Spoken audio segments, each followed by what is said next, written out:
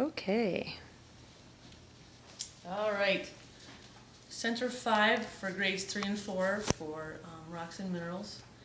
And for this center, it has its own box.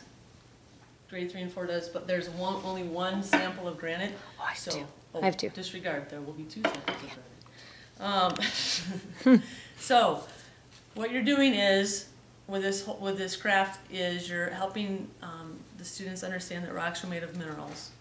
And so if this is, again, if this is the first time, if this is the very first center they're going to, you're going to need to discuss that minerals are the building blocks of rocks. And you can use the analogy in the outline. Think of a car being made of steel, glass, and plastic. A rock is like the car, and the minerals are the steel, the glass, and the plastic. So the minerals are the parts that make up the rock. And the rock in this case is the granite.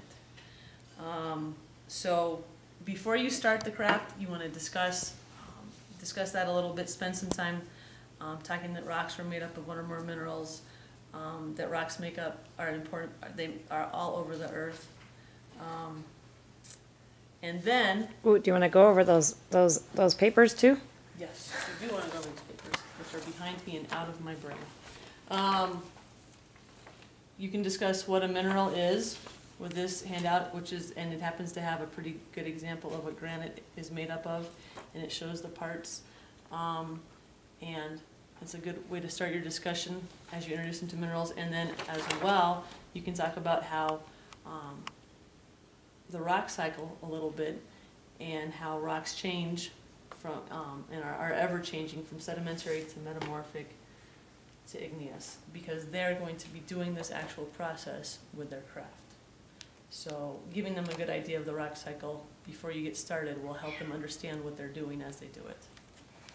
After you've done that, you can pass around your sample of granite and have them just take a look at it and examine the fact that it is all different colors, and each of those colors is a different mineral, and they are going to make a kind of a copy of this in the craft. So to start the craft, you will need the 4 different colors of crayons that happen to be in this sample of granite: gray, white, black, pink. And you're going to have the students make some shavings, grate them into a container. They could also just grate it directly onto their tinfoil. I think that might be a more efficient way to get going. So they'll grate each of these up, not the whole crayon, just part of it to get enough to make a sample in there. Then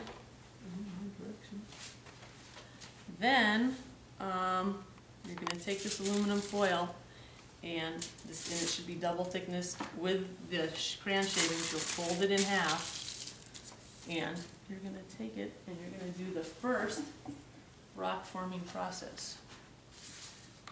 So we're going to set it in the middle of these boards and have the students smush it.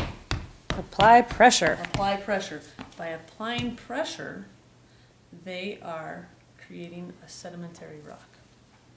So you'll open it up and you'll take a look, have them open it up, take a look at their sample. They will have a sample, I don't, but you get the idea. And make some observations about how the shavings have smoshed together, how they look, maybe pick out some specific characteristics. Are they completely blended, or are they layered? A sedimentary rock is going to be layered rather than completely blended. So then the next one is you put it back in here, and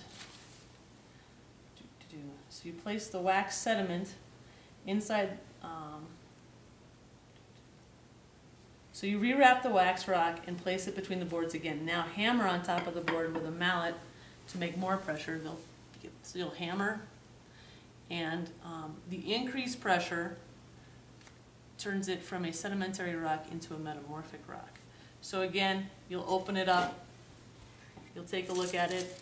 That extra pressure should have eliminated the layer look, and it should be kind of all a conglomerate together. Lastly, you're gonna rewrap your wax rock and you'll add heat. Heating our rock, and the heat will transform it from a metamorphic rock into an igneous rock.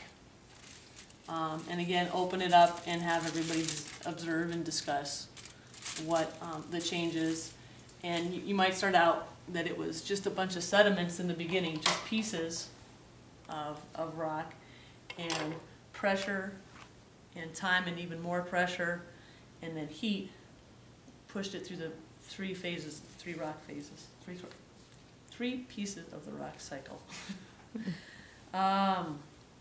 So when you're done, have the students put their igneous rock that's now been melted and transformed into a Ziploc bag, and they can take it home and share and discuss all the wonderful things that they have learned at ELF and what they now know about rocks, and how great it will be when they walk out in their backyard to be able to identify the different processes that might have happened to a certain rock and maybe tell a little bit of its story.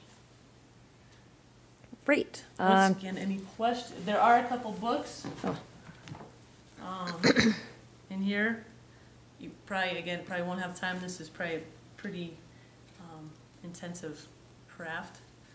It would be, if you can do this craft outside, I would do this one outside. Absolutely. I think we'll put some kind of cloth in there, and maybe they could do it in the hall, out of the classroom at least, in the hallway, but you'll have to be sure you have a plug-in for the iron. So this one will be very distracting with the pounding and the stomping and all that. So we'll try to get enough materials in there that you could do it in the hallway, but again, you might need to make sure and find an outlet for this center. If there's any questions, you can email us at mitchellelf@gmail.com. Ta-da! La-di-da. The end.